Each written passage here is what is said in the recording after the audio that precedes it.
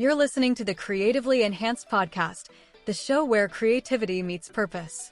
And now, meet your host, Chantel Foles, award-winning artist, gallerist, and entrepreneur on a mission to help you unlock your creative potential and build a life and art business you love. Each episode brings you business strategies, artist interviews, and creative resources to inspire and empower your journey. So grab your coffee, your tea, or your paintbrush and get ready to be creatively enhanced. Welcome back to the Creatively Enhanced Podcast, your hub for elevating creative strategy, unlocking artistic potential, and spotlighting visionaries and artists who are redefining what's possible in a creative ecosystem. I'm your host, Chantel Foles, and today we're stepping into a conversation that blends art, science, history, and imagination in a way that truly expands the creative horizon. Our featured guest today is the extraordinary artist of maximalism and storytelling, Anna Fine Foer.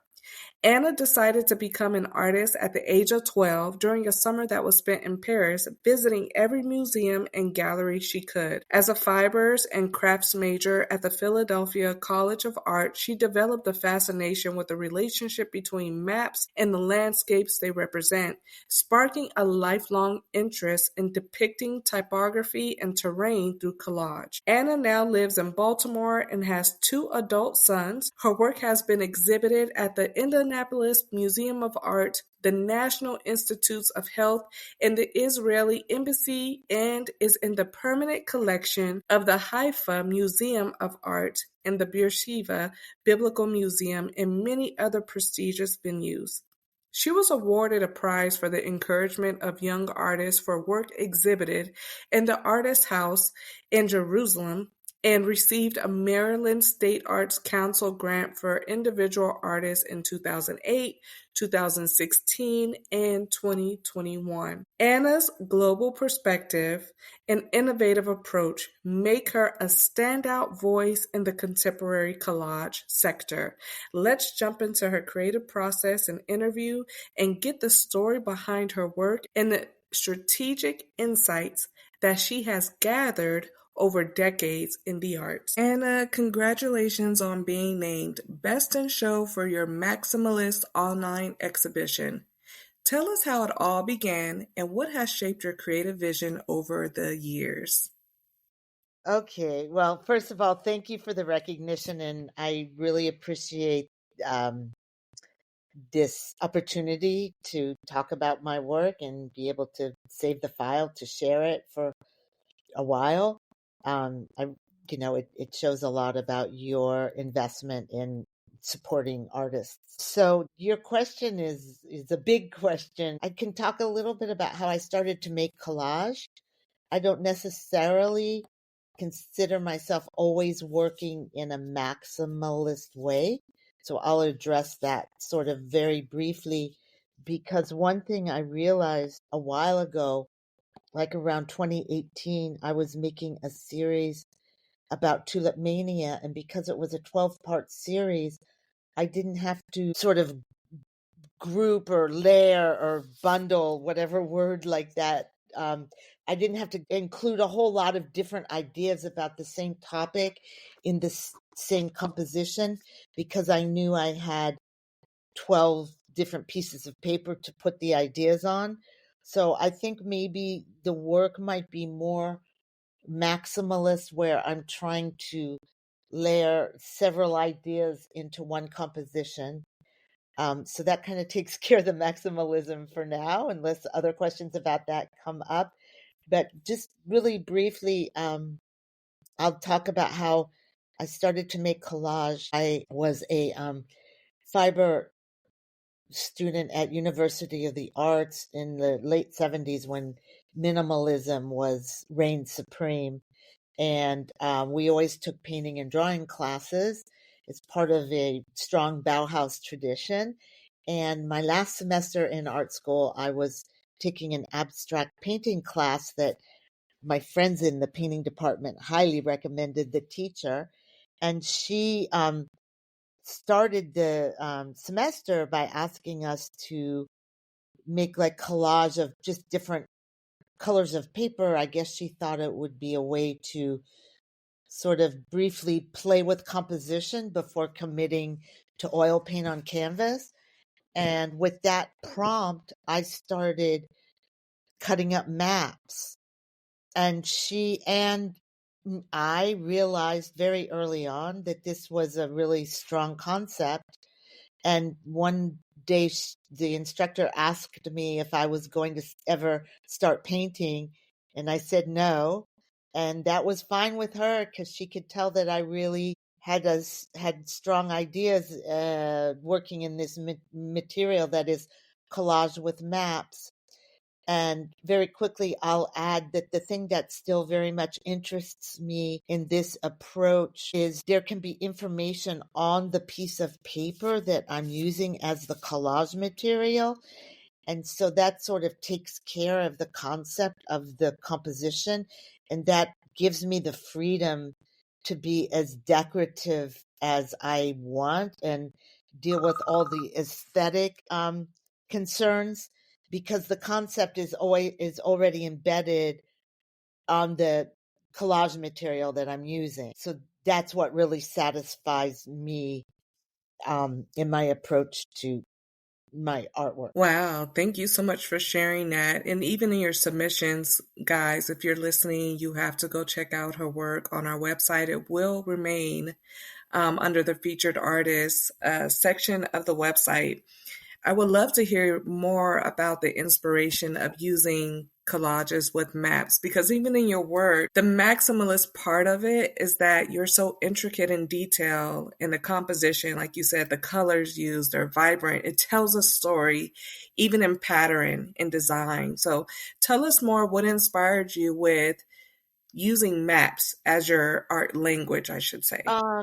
Well, you bring up a couple of things, so I'm going to sort of answer it indirectly and directly. One thing that really comes through a lot for people that have experience in the art world, they really understand how the work I do with paper comes from a textile background with patterning. And, I really like it when people see that link. But as far as the maps, so it really does go back to, this prompt from the instructor to make collages. And I had already traveled a lot, in Europe and other places as a child. And I had a lot of maps, and it just interested me because it represented, different places, obviously. But the real hook for me, and this idea that I'm going to describe does reference a lot, I think, the minimalist approach to art that was in vogue while I was in art school. What really intrigued me after a while was I started making connections between looking at a map, which you can argue is an abstraction. It represents a place, but it doesn't give you an idea of what it looks like on the ground. So to explain that a little bit more directly, I started making collages using maps with topography about what landforms look like. So in other words, on a map, a hill or a mountain is just very tight concentric circles. That's a standard approach to showing elevation on a map. And the same technique is used to show a depression. So I started making work that was much more literal in what a mountain or a depression in geology looks like, compared to the way a map would represent that same land area. That is so interesting, and I absolutely love that, because I've always had some sort of fascination too with maps and looking at landscape. Being in Arizona, it's all desert. So you don't have much exposure unless you've traveled the world, right? To know what is out there graphically or environmentally. And I know reading from your biography and just learning more about you, you've traveled many places to practice your work. Tell us a bit about some of the landscapes and the areas, the countries that you visited that has impacted your art and your skills. Well, it's interesting that you said that, because as soon as you referenced the desert in Arizona, I smiled, because a lot of these ideas that I got about the landforms came about in Israel, where I think that what's similar in Arizona and in Israel that's also desert and like mountain desert is there really aren't any like obstructions on the land. Like you see everything because there's not like forests. So you're more aware of the geology, basically. So that was a lot of the inspiration. I mean, yeah, I've spent time in Europe and it's beautiful, but my inspiration in Europe is more probably urban ideas, because, it's basically, there's a lot of deciduous trees, just like on the east in the United States. So, generally things, I notice things when I'm new at a place that the locals in this place that's new to me, they kind of take it for granted. So they're not looking at it with in a new lens or a new perspective. So that's the thing that interests me a lot about being somewhere I haven't been before, is that like discovery when it's new to me. What inspired your travels? Are you from the United States originally, or did you say one day, you know what, I'm going to get up and go to Africa? Or like, what was the inspiration behind the travels, your impact? And then, I know you said you were a fiber student, right, in the late Uh-huh. 70s. Did it all begin in the late 70s? Tell us about that journey Oh my too. I gosh. think it's so fascinating. It's all coming together in such an Right. impactful way. There's a different Many question, the artists want to be travel and then the interested. textiles. So the travel part, I smiled because I have been to Africa. I've been to Johannesburg. I did a project with a bunch of other artists there. But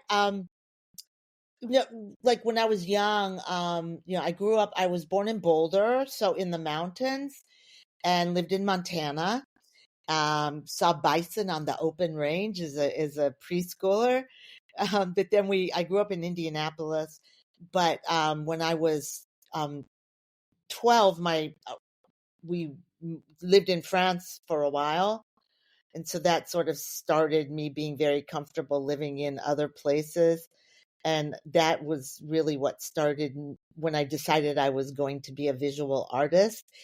Because before that, my father was a professor, a Spanish and French professor at Butler University in Indianapolis, which had a very, very strong ballet program. It was very famous for that. And I grew up taking ballet in a serious way, not like Miss Kitty's dance school in a shopping mall in the suburbs. And, we had real Russian piano players playing for our, 6-year-old ballet classes. But so when I was in Paris in like 1970, and I was very, very inspired by the turn of the century, from 19th century to 20th century artists like Picasso and Klee, and some of them going a little bit later, Kandinsky, very like vibrant colors. And I wasn't interested at all in the old masters and the realistic representations. And at the time in Paris, this work I was describing was in the Jeu de Paume, which is part of the Louvre, and a lot of that collection now exists in the Musée d'Orsay. But as soon as I went in these rooms in the Jeu de Paume, I was like, okay, this is what I'm going to do. And that just set me off on a journey. And to talk briefly about the textile part of it is around this same age, when I was like fifth grade or something, we had 4-H everyone from the Midwest and West is gonna be like, "Yay, 4-H!" It's not as big a thing on the East Coast, but do you know it, Chantel, from Arizona? No, actually, I've never heard of it. Oh, really? I No. think it stands for like heart, home, something, something. It's sort of like when you go to the state fair and there's like teenage kids that are like spending the night with their pigs because they have a prize pig. They're 4-H is usually the organization that supports all of that. So getting back to textiles, not pigs. Um, we had that instructors from 4-H came into our public school in the summer to teach sewing.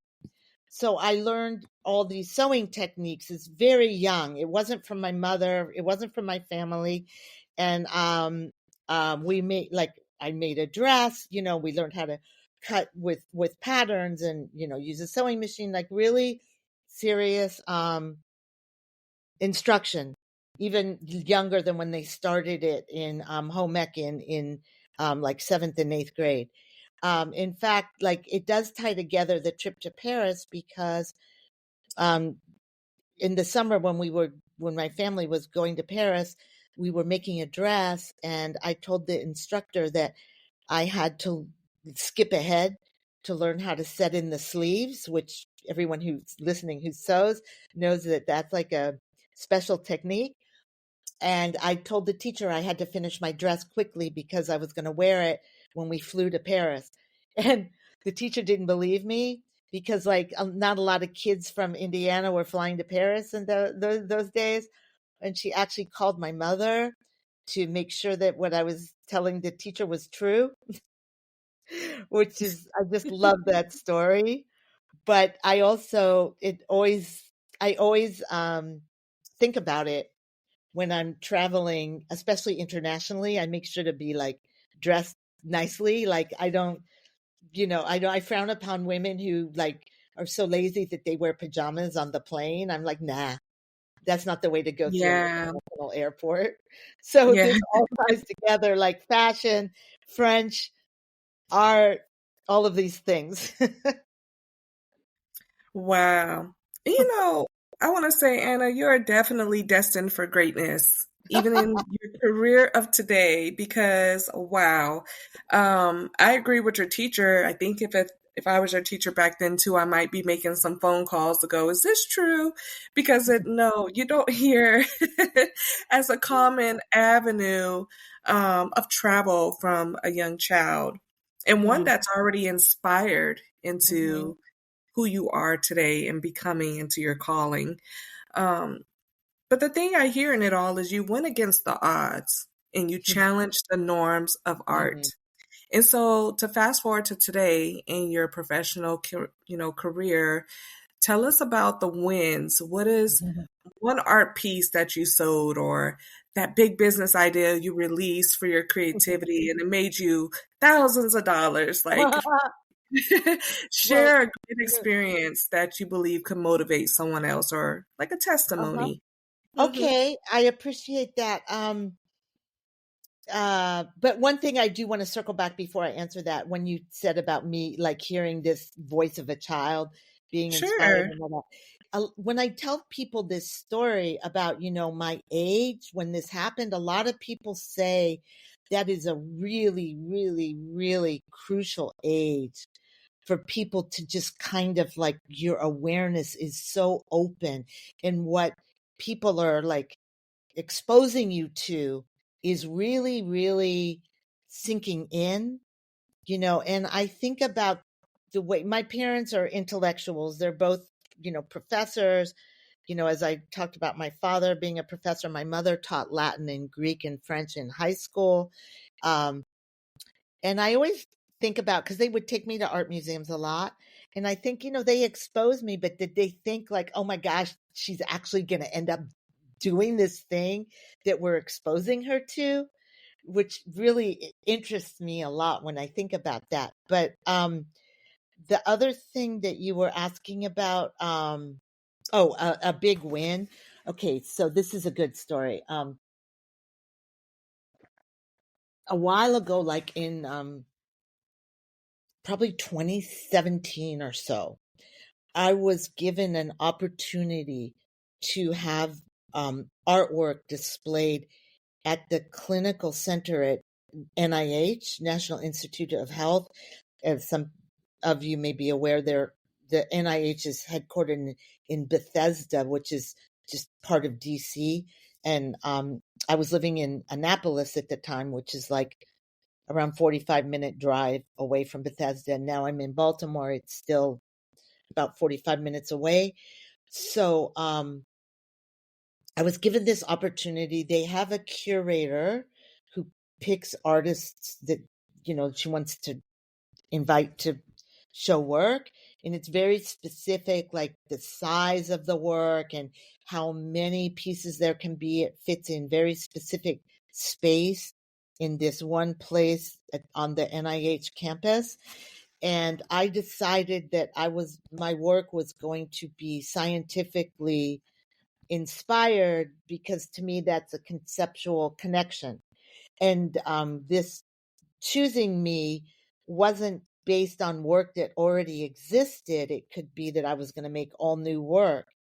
And so I have a very close friend who's a principal investigator at NIH. That means he runs his own lab. He's a microbiologist who works on yeast, and it has all these implications, because you're studying genetics if you're studying these simple-celled organisms. So I was hanging out with him, and I was like, hey, you have to collaborate with me. I'm going to do something. I'm going to show artwork at NIH, and I want it to be scientifically, based. And because he works on genomes, I had just read this book by Michael Pollan, The Botany of Desire, about like the botanical species that have been the most interfered with by humans. And tulips are one of them in the book. Others are, corn, cannabis, apples, and there may have been one more. But anyway, to get back to my story, so I had just read this whole long chapter about tulips, and turned out that it was very much about the science of the desired tulips during tulip mania, which was, I'll say very briefly, a period in the Netherlands in the 1630s. It's the first documented economic bubble, when people were trading in tulip bulb futures. Sorry. And turned out that a female scientist, almost 300 years later, determined that the desired results of the tulips it was a virus that was actually weakening the tulip bulbs, that was creating this desired effect of marbleized striated tulip petals. So that took me to making all this artwork that was about the science and there's a lot of myths and lore centered around tulip mania. There's movies, there's romantic novels around this, but I also found the first person who sequenced a tulip genome. It was a researcher in the Netherlands who was working for commercial tulip breeders, and this researcher was able to do this work of sequencing the tulip genome based on what was at the time, like around maybe 7-8 years ago, new technology made by this company called Oxford Nanopore, who made a device that was a rapid sequencer. And it was a small handheld device. The way it was described to me is it was around the size of a cell phone, but maybe a little bit fatter, of an iPhone, let's say. So I got in touch with this researcher. I got the first data of the first sequenced tulip genome, which is just for every genome, it's just ACGT written in sequences. So I got access to that information and used that genome in a collage about tulips. And as a result of this whole project, the whole 12-part series that was installed at NIH, the newsletter people at NIH wrote about the project, and then researchers all over the world could access this information, which is what happened. Some researchers in the Netherlands were looking for an artist that understood something about the science of tulips, and they found me and they started talking to me during the pandemic on Zoom around this time of year in 4 years ago. And as a result of that, I got involved with one of their projects, which took me to visit them in the Netherlands and learn a lot more about their project. And I made a lot of new artwork about tulips and the microbes in soils that nurture tulip bulbs. That is powerful. Wow. That is something to definitely talk about. That is very unique. And what I hear in your research, in your art also, is that it's not just based on like your emotional experiences or your past, but it's also based on education. It's educating someone, it's bringing awareness to what's happening in our landscapes, in nature. Mm-hmm. Thank you so much for sharing that. Now, for any artists out there that's considering getting into their art career, what is some advice that you could share for them? Well, I'm glad you said that, because as I was answering the question, I thought like a great follow-up more generally for artists is sometimes a project may not get a lot of in-person attention. Like, for example, this series at NIH, because of the nature of the clinical center, it's where like children with very, very, very rare diseases might go for treatments. And who knows how much of that is happening right now. But it didn't have a big presence as far as like sexy pictures on social media. It's like, oh, look at the crowd that came to the opening. That wasn't at all the situation, but it really had legs. So sometimes these projects that is a really solid concept, they have a life that may live on past like the invitation to display it somewhere. So you should never question if your idea is valid, because you never know what the long-term interest may be.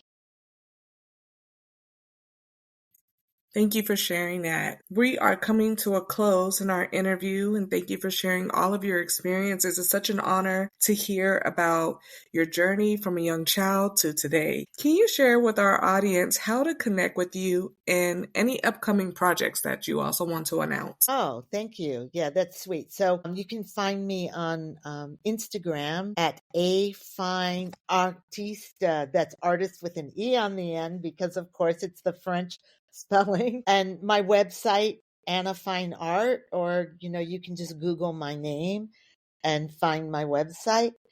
So as far as projects coming up, one thing that's exciting that isn't anything I have to work on because it's already done, I have a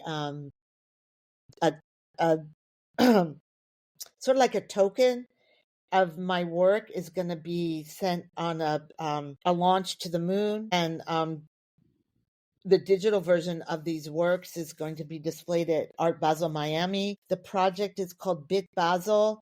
It was something that I just saw, like a call for art on Instagram, I don't even remember how long ago, probably a lot, like 6 months ago. I don't even remember, but it was like artwork that's going to be launched to the moon. That's going to, I don't understand exactly the technology, but it might be something that's going to be like, I don't know if they're going to embed a chip in the moon, but that was something that was really exciting. And my actual artwork that I submitted is about a moon launch.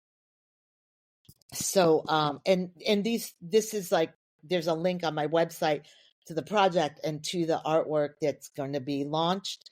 And right now, I just came back from being in Silicon Valley for a while, taking care of a dear uncle, and I was visiting people while I was there, either related to Stanford or related to high tech, to get ideas about a project that I'm working on that is golems, and I'll say what a golem is in a minute.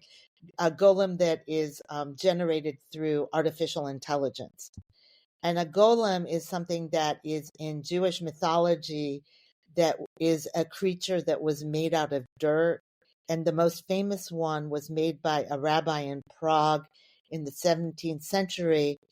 The golem was created through Kabbalistic incantations, and it was created as a creature to protect the Jews at a dangerous time when there were pogroms in Prague. And so the concept of the golem is very similar to AI in that it's created through code or through language. And the golem got too strong in Prague and started getting ideas of its own and turning against the community it was meant to protect. And so it had to be destroyed, also through Kabbalistic methods. And it's a very similar concept in AI, where people are afraid of the power of AI, and the word misalignment, where the AI misinterprets the code and goes off and does something that the people didn't intend for it to do. So that's a project that I'm working on now, and I have a couple of ideas of where I would like it to be displayed. Congratulations on your acceptance into the Art Basel of Miami. That is phenomenal, having your art go into space. I'm sure the technology there is ahead of our time, and even with your upcoming project, is ahead of our time. So congratulations. That is absolutely amazing. Is there anything else you want to share with us? Well, yeah, thank you for saying that, because I just want to add that, like, a lot of my approach is anachronisms, like taking ideas that are ancient and putting them into like now times, or taking things that exist now and thinking about, how does this relate to historic precedents. And so that's sort of maybe a through line in a lot of what I do that really interests me. Wonderful. Well, thank you so much for your time today, sharing all of your experiences. Again, it has been an absolute honor and a pleasure. Congratulations being our Best in Show artist for Maximalist. It was fun to see all of your work. It was a top scored out of all the submissions. We are very proud and very excited to have you. And there you have it. It was such a pleasure speaking with Anna and learning about her creative inspiration and process. And I also want to thank each of you for tapping into this conversation with us today. As we continue in this journey, we're already gearing up for the next episode, and it is a strategic one. We're going to talk about the artist mindset, setting the tone for the new year, and building a game plan that actually supports execution and not creative burnout. If you are ready to unlock your vision and lock in on your New Year's goals and move with purpose, you don't want to miss this. So until next time, stay creatively enhanced.